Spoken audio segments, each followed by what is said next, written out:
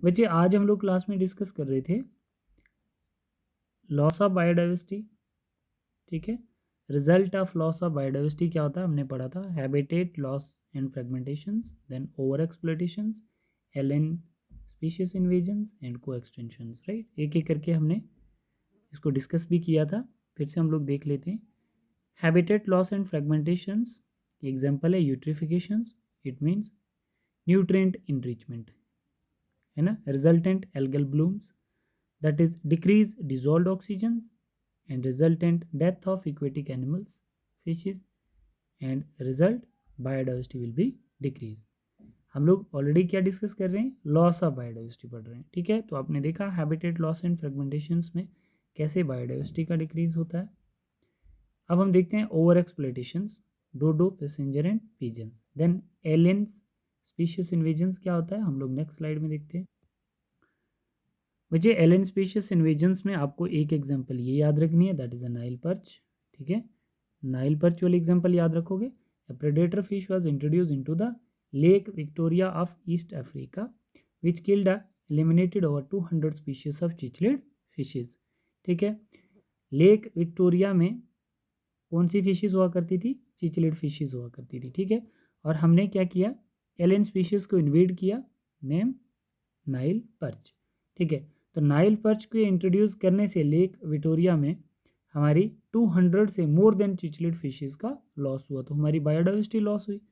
Second देखो, carrot grass that is parthenium came into India as a contaminated wheat, ठीक है, which eliminated many herbs and shrubs, right. तो ये grass जो था ये वीट के साथ हमारी कंट्री में आया, और मतलब कंटेमिनेटेड वीट बोल सकते हो। और हम जब उसको इंडिया में लाए तो उसके क्या हुआ, हमारे हर्ब्स, छोटे छोटे प्लांट्स एंड श्रब्स जितने भी प्लांट्स हैं वो सब एलिमिनेट्स हुए, ठीक है, कैरेट ग्रास से। तो उससे भी हमारी प्लांट की बायोडाइवर्सिटी कम हुई। लेंटेना है ना, a shrub of tropical America which got introduce in India, ठीक है। Accidentally is a serious weed today that replaced many species in forest. मतलब है इसका कि जो लेंटेना एक प्लांट है ना, ये ट्रॉपिकल अमेरिका का प्लांट है, श्रब की फॉर्म में, और हमारे इंडिया में इसको एज ए इंट्रोड्यूस गॉड किया गया, ठीक है। तो एक्सीडेंटली ये प्लांट आज क्या हो गया, सीरियस वीड में कन्वर्ट हो गया, और बहुत सारी हमारी इंपॉर्टेंट स्पीशीज़ को रिप्लेस कर गया, मतलब डेड हो गई। तो इससे भी प्लांट डाइवर्सिटी पे इफेक्ट पड़ा। वाटर हायासिंथ जो है इसका नेक्स्ट नेम क्या है, Eichhornia, which is a terror of Bengal, I have already discuss, was introduced by Europeans in India, which caused the death of many aquatic plants and animals.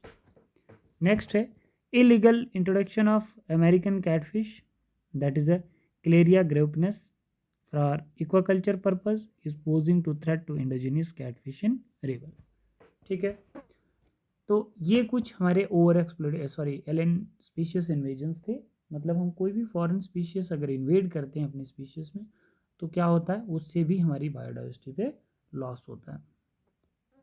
What is co extinction, co extinction क्या होता है, जैसे wasp and fig की example आप लोग ले लो। Wasp and fig destroy no pollinations, है ना। अगर हमारे पास क्या होता है कि जैसे वेस्प है तो फिग भी है, दोनों साथ साथ में को इवॉल्व होती हैं। तो अगर इसमें से फिग अगर नहीं रहा तो वेस्प भी नहीं रहेगा, क्योंकि वेस्प जो होता है वो एग हैच करता है फिग में। तो मतलब इसमें क्या होता है, in plants pollinated mutualism extension of one partner will cause the extension of another one.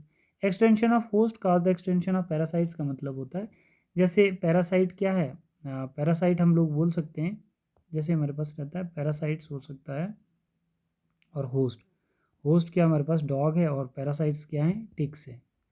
तो जब डॉग नहीं रहेगा तो टिक्स की भी डेथ हो जाएगी, ठीक है ना। तो इसी को बोलते हैं extension of host cause extension of parasites.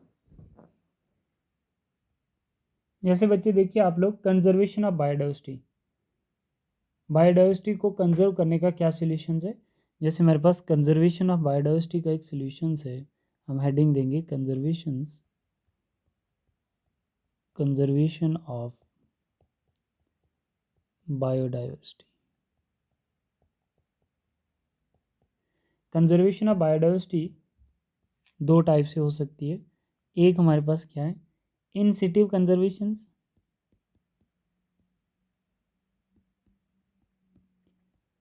ठीक है, और एक है हमारे पास एक्सिटिव conservation.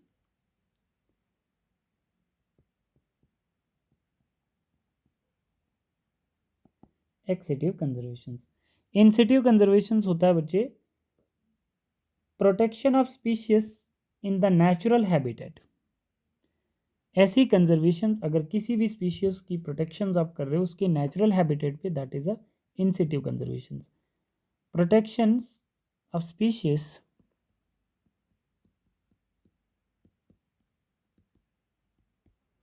protection of species in the natural habitat,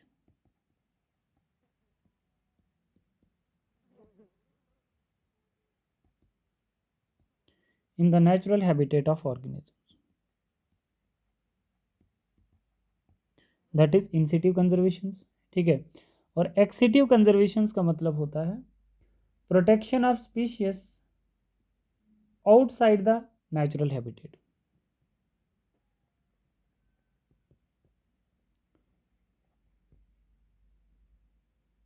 outside the natural habitat.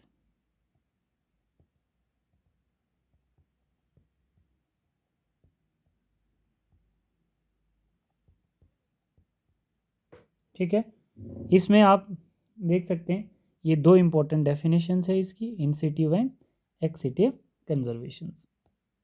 सबसे इंपॉर्टेंट है इसमें हॉटस्पॉट्स टॉपिक।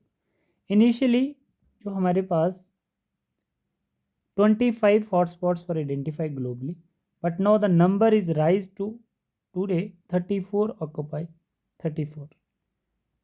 शुरू में 25 हॉटस्पॉट्स थे पूरे वर्ल्ड में, अब राइज होकर 34 हो गए, और इन हॉटस्पॉट्स के अंडर जो टोटल लैंड है वो 2% ऑफ वर्ल्ड है।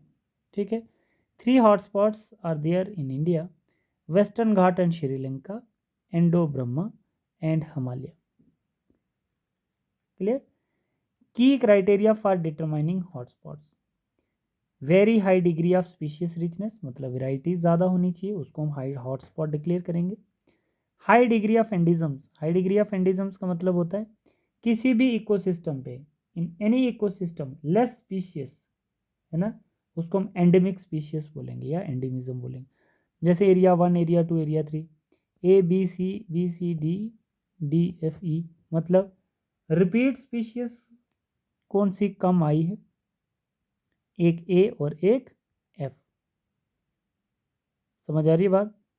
तो जो सबसे कम आपको इकोसिस्टम में स्पीशीज दिखेगी वो एंडेमिक स्पीशीज कहलाएगी। ठीक है, उसका इतना इंपॉर्टेंट रोल नहीं होगा कोई, बट जैसे की स्पीशीज और एंडेमिज्म्स में एक ही फर्क है। एंडेमिक स्पीशीज जो होती हैं किसी भी इकोसिस्टम में जिसकी कम काउंटिंग है, कम नंबर है, वो क्या कहलाएगा, एंडेमिज्म्स।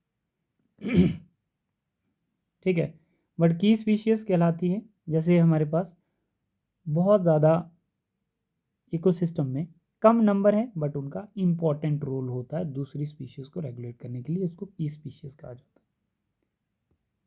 इसमें देखिए बच्चे, जैसे नेशनल पार्क, प्लांट्स और animals are protected. National park में प्लांट और एनिमल प्रोटेक्ट किए जाते हैं। Grazing, felling of trees, cow buffalo allowed नहीं होती हैं। फिलिंग ऑफ ट्रीज, प्लांट काटने अलाउड नहीं होते हैं। Habitat manipulating cultivations are not allowed. ठीक है, Corbett national park was the first national park establish in India. Sanctuaries, animal are protected, सिर्फ इसमें एनिमल प्रोटेक्ट किए जाते हैं। Collection of forest product, harvesting by timber, private ownerships, ठीक है, according to the government should be allowed. ठीक है, biosphere reserve which is most important, इसमें आपने देखना है प्रोटेक्ट्स प्लांट्स एंड एनिमल्स।